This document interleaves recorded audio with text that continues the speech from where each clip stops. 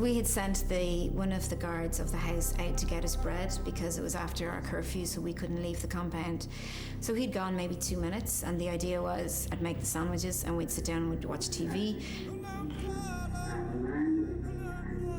Then there was a loud bang at our metal door.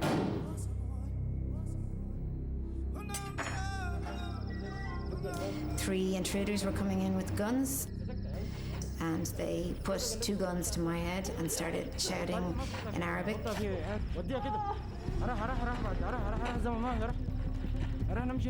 We thought that we were just going to get robbed, that they were going to take our equipment, but then we realised that it was us that they were going to rob, and I think that just hit us like a ton of bricks. We were covered with blankets, and we both just held hands, and there was oil on the blanket. I was just hoping that we weren't going to get burnt as a sentiment for aid agencies to get out. I was thinking, are we going to be tied up, tortured, shot? The driver just kept saying to us, business, no kill, business. This was the beginning of a 107-day nightmare for Sharon Commins. They were prone to rage attacks. They used to put a knife to her face on occasions and say, we're going to slash your face if there's not a positive outcome. They were clearly trigger happy. I think both of us kind of accepted that we might get killed here. Your daughter was kidnapped, you're so far away, you don't know where to go, you don't know where to turn to. I think your whole body just goes into shock. For us, it was dreadful. We didn't know whether they were dead or alive. I mean, ultimately, it's the responsibility of Goal to look after our security. I expected them to make the right decision. Can I take responsibility? I have 2,700 employees at the moment. Can I know what's happening in every single village? That's unrealistic. How did a young Irish woman end up at the heart of a kidnap ordeal in war-torn Darfur? Could Goal have prevented it from happening? For the first time, Sharon Commins tells her story.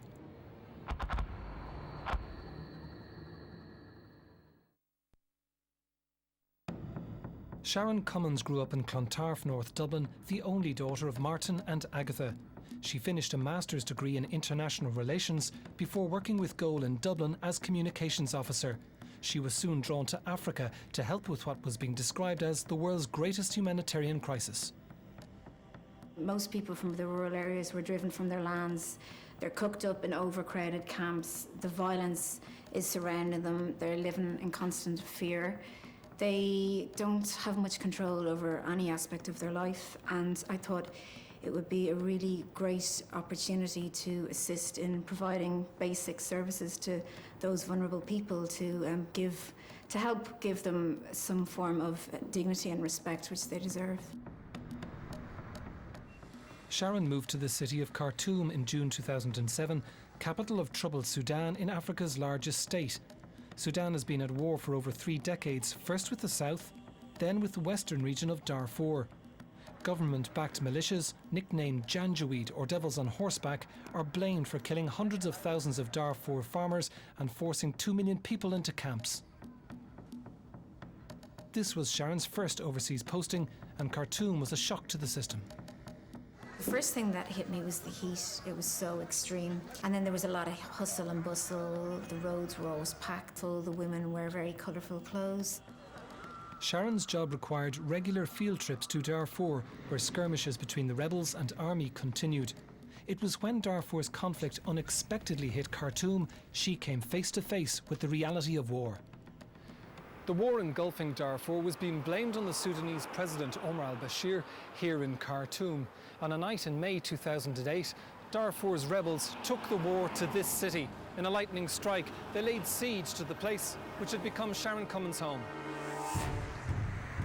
An immediate curfew was called and no one was allowed out, and it was very dangerous. So we could hear a lot of the gunshots going off. We could see a lot of things on the road and on the balcony, and it was just a bizarre scenario because no one anticipated it. This was the moment when Sharon's relationship with Goal became strained. The core issue between them was her security. The first problem? Training. I formally requested that I get sent on an intensive training course because I had agreed to take on a role in Darfur for a year. It made me realise that I had absolutely no training and I was a Westerner in a war zone, and at a minimum I would need more training to cope with a situation like that. Sharon's request stemmed from a new but ugly reality. In a more violent, dangerous world, aid workers are becoming targets. In 2008, 260 humanitarian development workers were either kidnapped or injured in a serious incident. In the last 3 years, kidnapping has increased by 350%.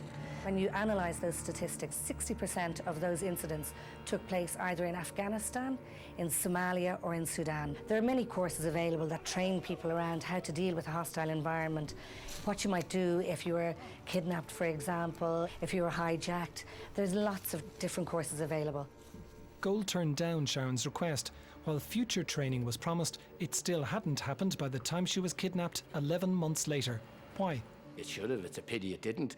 The view may have been taken, I'm not sure, that because she'd been there for such a period of time and because she had got so much knowledge imparted to her by the local staff, by goalies who'd been there for 4 or 5 years, that it might not have been deemed to be necessary. Despite no training, by January 2009, Sharon was working in the northern Darfur town of Kuttum, where Goal operates 9 clinics, which treat around 150,000 people a year. Outside the town, there are 2 large camps for the families displaced by the fighting. One of the international staffers who worked with Sharon in Kuttum was Hilda Kuki from Uganda. I found Hilda really dynamic when I met her first. She's a really hard worker and she cares and she laughs a lot. She's great crack and she always lightened the mood when she was around. Sharon and Hilda went about their work despite the war in the distance. It was quite a bizarre situation because the kids were always out playing on our way to work and they'd always say hello and shake hands with you, and the staff were extremely friendly. So very happy and easy. But then at night time you'd hear gunshots. Usually they'd be quite far away, but you never saw anything. You know, you could almost pretend that it wasn't a conflict. But in March 2009, the entire atmosphere changed. The International Criminal Court accused Sudan's President Bashir of war crimes. In response, his government expelled 10 international aid agencies from Darfur. Goal remained the only aid agency left in Kuttum, along with